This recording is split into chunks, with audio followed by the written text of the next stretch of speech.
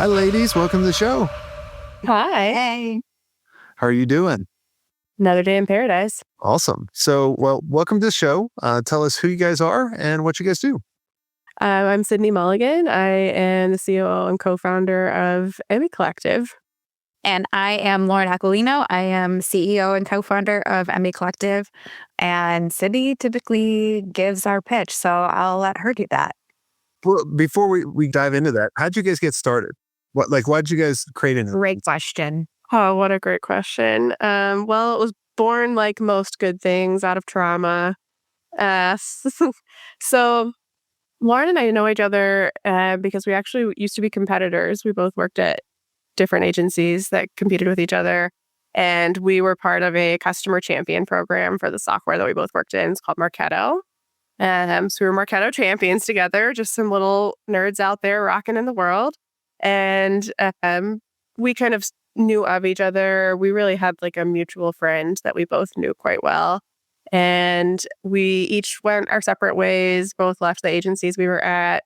I went back in-house for a bit, and then I had my second child. And while I was on maternity leave, I got laid off. And at that time, Lauren, what were you doing? Yeah, so while Sydney was in-house, I was freelancing. I thought that I would be quitting the agency and taking a summer off. And I think it was exactly 2 weeks before a friend was like, hey, I have a little bit of work. Would you want to do it? I'm like, yeah, sure, no problem. So I signed up for 10 hours a week freelancing. And then pretty quickly they were like, oh, actually, we want 20 hours. And I was like, this is not what I signed up for. And that's really how like baby Emmy was born, because I started outsourcing work that I couldn't take on or didn't want to take on. So I slowly grew to, I think we had 3 with 4 clients on the way and maybe like 4 consultants that were all moonlighting, doing Salesforce and Marketo consulting primarily. And then Sydney got laid off and posted a desperate post on LinkedIn. Not desperate in like bad way, desperate and like panicked almost. I would be too if I was on maternity leave and get laid off. So you could say that. Ideal. It was not ideal. Yeah. So I really did not have on my mind to grow Emmy into a bigger company. Like it definitely was a lifestyle business at the time. I probably was still billing like 25 hours a week as a consultant alongside the other consultants. But when I saw her post this update on LinkedIn, I thought to myself, like, wow, that if I were to grow this business, it would be Sydney that I did it with. So I slid into her Instagram DMs and was like, hey, saw your LinkedIn post. Wouldn't it be funny if we like started a business together? Oh, by the way, like I'm Lauren. I think we've met maybe once or twice. Really? Wow. Yeah, that was pretty much it.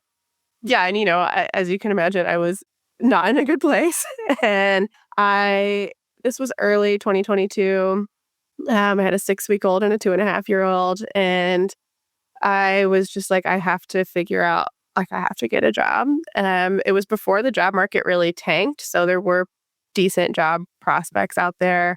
I took a bunch of interviews and I was also having this like side chat with Lauren on Instagram where she would just periodically send me a question that was like, where do you want to travel? What are your hopes and dreams? What do you want to do with your life? What brings you joy? What gives you energy? I was like, So is Lauren, are you the visionary, I presume? It didn't take long. It didn't take long to figure that out. So I am doing all these job interviews and Lauren and I are still talking. And I was like, if we are actually going to think about doing something, we should meet in person, perhaps. And I'll come to Ohio and I'll just like bring my newborn with me and we'll talk. And she was like, no, Ohio sucks. It's February. So it's really cold here. Let's go somewhere better. Let's go to Florida. So we took what we now refer to as a co-founder speed dating vacation. And we went to Siesta Key and we rented a mermaid themed Airbnb. And I brought my then 4-month-old and we just talked for like 3 days. We went to the beach. We got some Post-it notes from the drugstore and wrote down all of our ideas. There was a bachelor party bachelorette party happening in the Airbnb. It was like a duplex. It was like the other side of the house. And they saw that we had a baby and were like, oh my gosh, we're so sorry. We're so loud, and brought us cocktails with purple penis straws in them. And that is how Emmy was born. Gross. I remember leaving that trip and I told Lauren, like, I had a job offer going into that I was very sure I was going to take. In fact, I was so sure that I felt like maybe I needed to cancel the trip because I didn't want Lauren to think I was just trying to scam her out of a vacation to Florida. But when I left, I was like, well, I'm going to think about it and I'll let you know by, I don't know, like a week later. Yeah. You're like, give me 30 days. I think my plane had not even landed before I texted her. I was like, fuck it, let's just do it. What was the biggest surprise in the first year? Because you guys grew. But people wanted to work with us. How are you guys getting clients? Was it on word of mouth and referrals, or? Yeah, it's really almost exclusively referral based. Part of, Lauren and I met because we were both in the champion program. So we had both kind of built up we're like big fish in a very small pond. We have like a reputation amongst a very small niche group of people. So we had enough like network and reputation to carry into a strong referral based business. I think I was the most surprised by how easy it was to find consultants that wanted to work with us. I had brought client work into my old agency before. That was something I felt pretty confident doing. But I had never been a freelancer before. In fact, I never wanted to be a freelancer. And I was so sure there would not be a huge amount of really amazing freelancers out there. We spent a long time talking about that on our speed dating too, because I felt pretty strongly that I wanted to, at least to start, staff primarily with freelancers or contractors, because that's how I had always been staffed with the agency that I work for. And I knew that there's a certain pressure to working with an agency where you're required to do a number of billables while you're on salary. That's just like hard as a human to kind of deal with. And when you're a freelancer or a contractor, you're setting how many hours you can work and you're billing, for those hours. And so I knew that if the consultants could kind of make their own schedules, pick their own projects, that they would be like automatically happier, that they'd be happy to come to work and that they would do really good work. But I do remember Sydney was like, no, like everyone's going to need benefits. So we'll see where this goes.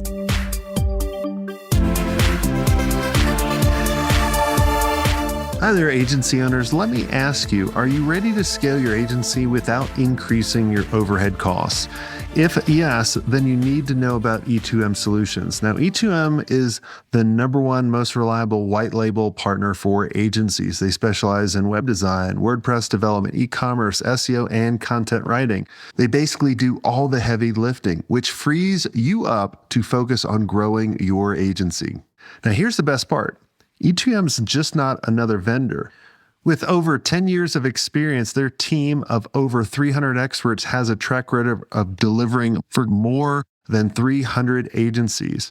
They're your strategic partner. They deliver on time every time, so you can focus on what you do best.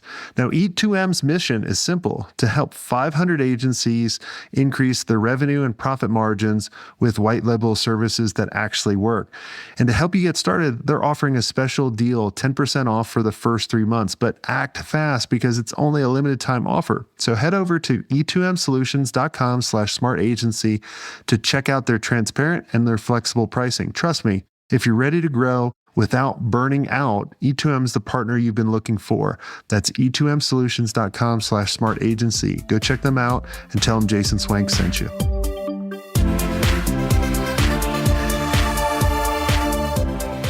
What's been the biggest challenge that you guys overcame? You guys are now a multi-million-dollar business, so congrats. What was the biggest challenge that you guys overcame in the first couple of years? Well, we're still in the first couple of years. I was going to say new challenge every day.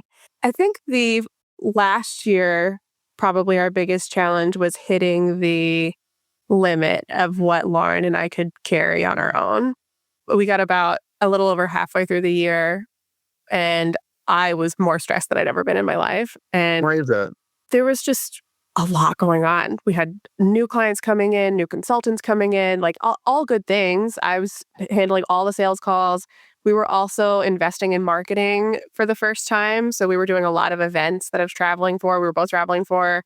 Lauren handles the bulk of the preparation and planning and all the marketing work for that, but we're still going. Yeah, there's just a lot going on. I remember Lauren reached out to me in like mid-July. I was like, hey, I feel like for the first time, I don't even know how many clients we have. Like, are you okay? Right. Like like you were like, can you review this contract? And I was like, I can't, like, there's this point where you can mentally keep everything straight. And there was a point where it's like, oh, you need to like review your CRM to keep everything straight. And so when I realized like I could not mentally keep everything straight, where I was like, Sydney's got to be drowning. And so I was like, are you okay? And Lauren, are you the one that does primarily sales? No, Sydney does our sales and most of our front-end consultant work. And I'm primarily back at the house. Oh, okay. So Sydney's trying to break you then. Because sales always tries to break operations. That's how I always look at it. No, Sydney's breaking herself. Lauren has the like business operations, and I'm doing the like staffing the projects, consultant management, client management, sales. And last year we brought on fractional account management. So we have someone else that's kind of taking care of our clients alongside our consultants, of course, but making sure everyone's happy, that sort of thing. Yeah. Yeah, I remember getting to a certain point. I think we were right around where you guys were. So we were a nice sized business, and I just wanted to quit because I was like that. I couldn't wrap my head around everything. And then what I realized was I needed to bring in the right people, that I needed to first figure out where we're going and communicate that to the right people I had on the team, and then really kind of delegate the outcome I wanted and where we're going and let them make the decisions to get there. That took a lot of pressure off me, because when you're building a business, especially in the beginning, you can get to $1 million, get to a couple million, and then you're like, man, this is stressful and this is a lot of work. And then you think about all your options. You go, I can go back to when it's fun and it's just me, but it's not scalable. Yeah. And then you can think about, well, maybe I should just sell it, but it's really not worth anything yet because I was too ingrained in the business. And then you're like, well, crap, I just bring in the right people and tell them where I need to go. And then I work less. Not at first, but eventually. Then it was like I would go into meetings and they'd be like, I'd go into a creative meeting, be like, hey, you guys need some help? No, I'm good. Go into a marketing meeting. Need help? No, I'm good. I was like, shit, you fuckers don't need me. My children have grown up. We're definitely like mentally, it's a mental game first and foremost, I think, for us, because we're like, we grew the business on the back of our networks essentially. And so we're like, we are the faces of our business. At what point is that still a selling point, or we step away so much that like people are like, oh, like we're not even engaging with them. Well, you got to think about, obviously, you know who Gary Vaynerchuk is, right? Mm-hmm. Do you think he talks to any of his clients? Do you think he manages any of his clients? I was previously a VaynerMedia client, and I can tell you with 100% certainty, he's not involved whatsoever. I was working at GE at the time. Like, he did not give a what about that client. No, not at all. But you probably could agree his team follows the same principles that he believes in, and then they've mapped out, right? And that's what I tell all the agencies coming to our mastermind that we actually help is, look, you need to bring them in, and they need to believe in what you believe in. But then you kind of set up your team and going, look, like, especially with me, I'm ADD, dyslexia, I'm all screwed up, but I can talk to people, and people want to work with us. And then I'm like, especially when we were building a website or email campaign or whatever it was, I'd be like, look, you don't want me to manage your process. You don't want me to do that. Yeah. I was like, I will be like squirrel, cow, all over the place. I won't get back to you. Like, but my team, they're the experts, and I just set them up, and they're going to follow the process. So if you like all the goofy videos that we put out, You like our methodology? Look, you'll love working with us. Like, that's how we would do it. And that's what gave me freedom. And then, the thing is, like, in a little while, I'm doing this profit leak webinar, talking about all the profit leaks in agencies, like where they can put more, add more, money into the bottom line. You know what the number one profit leak is? You and me. I would come into the business and I'd totally screw up the process, especially when I'm talking to a client. The client would ask me for something. Of course we can do it. Yeah, we could definitely do that. We'll break the process. And then scope creep happens, underbilling happens, all these different things that I'd screwed up. So I always tell everybody, get the hell out of the business.